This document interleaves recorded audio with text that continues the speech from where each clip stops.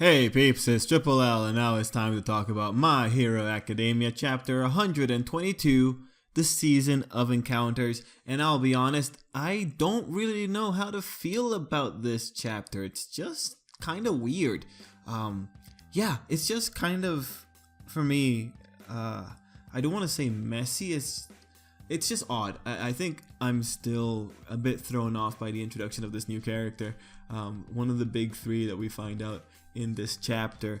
It's what I don't even know how to start describing it. Anyway, let's just get into the chapter. Let's talk about it. The chapter itself, construction wise, it's basically one half slice of life, you know, that whole segment in the classroom, and then it's one half setup, and the setup is happening throughout the slice of life scene, and it's also happening with the setup of the three top third years. It's an interesting chapter. Like the slice of life, you know, it covers some aspects of school, it covers the aspects of Deku falling behind, his social pressures. Pretty interesting stuff when you like consider that, yeah, wow, this is a high school series, so naturally we would still be getting some of the high school elements, and just the peer pressure that's coming off from his classmates. And man, the peer pressure is like really intense on this. Like and you know, it's a very subtle peer pressure, but it's actually I'll applaud the author. It's just it's very typical of high school. Anyway, not the point. The slice of life segments do kind of just tell us about the internship program, how it works, that these people are pretty much going to be going out and doing more legitimate hero work. It's going to be different than the things that they've done before, and this chapter also did the weird thing of justifying why the tournament arc had to happen. That was odd. I think that is trying to answer what readers might have been thinking. So, okay, you know, props to the author for potentially circumventing that particular issue. And it was interesting to see it was Ochiko that was bringing it up. She was very fired up, most likely because she has a very colorful experience when she went off after the tournament arc. Anyway, that whole segment, valuable. It's just building the system, it's telling us how it works, and it's also introducing the fact that, yeah, there are second and third years in this school.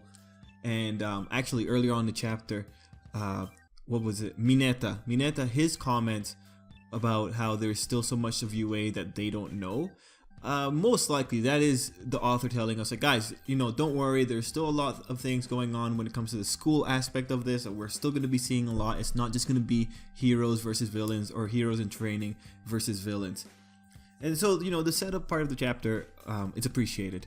It's just, it's being mixed in with that new character that looks like Tintin, and it's just, it doesn't feel like it all just jives well together. Anyway, let's talk about the new character.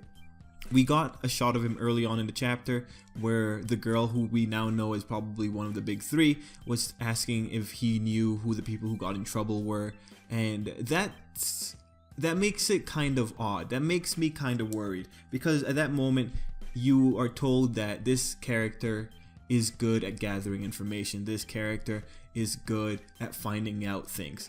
And when we see his quirk later, it's like, well, yeah, it looks like he would be able to do that, because if he can just blend into the surroundings and just pop out like that, then yeah, I could see this guy being really good at picking out information, at information gathering.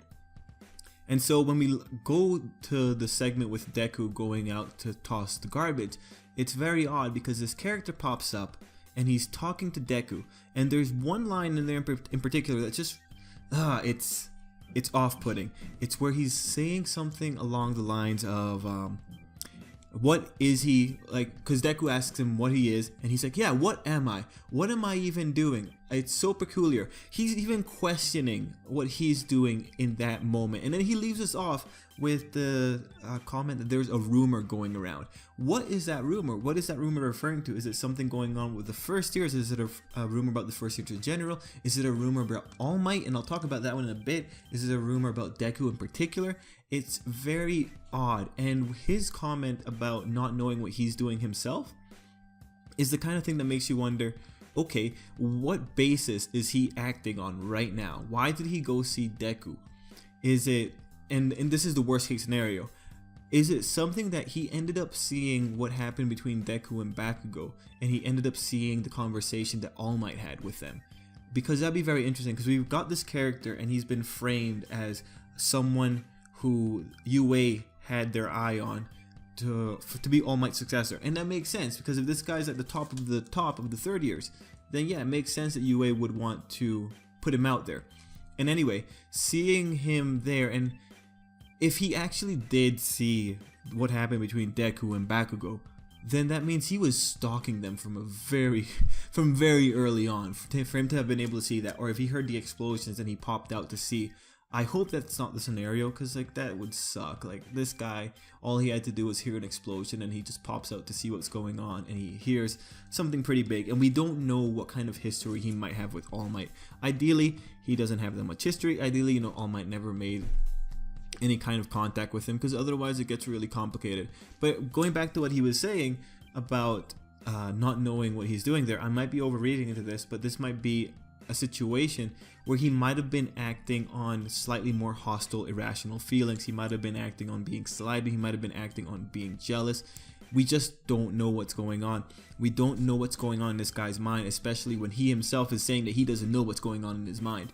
So it's just very odd and it's very off-putting. We get one more characterization for this character, and that's at the end, where we see his arms. His arms are scarred. That means he's putting in effort. That's the symbol for putting in effort in Boku no Hero Academia or My Hero Academia. It's the scars. That's already a direct parallel to Izuku when it comes to how much damage these people have taken.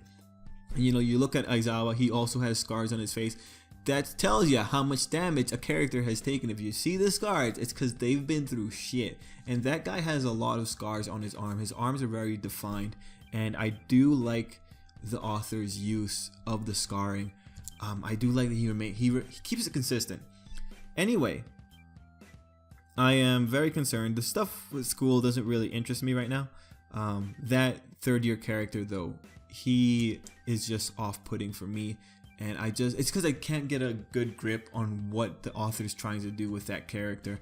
But we'll really have to see. We'll have to see what happens in the future.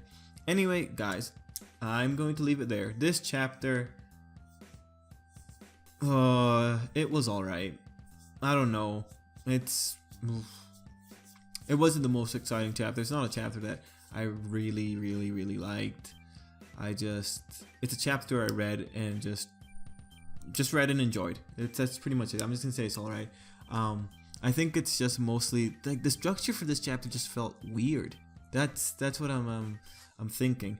But in other aspects, I think it's a good chapter. I think it's a valuable chapter. I think it's an important chapter. I think it's a setup chapter, and setup chapters tend to be important, but maybe not the most exciting things. Anyway, I'm actually very interested in what you guys have to say. What did you guys think about this chapter?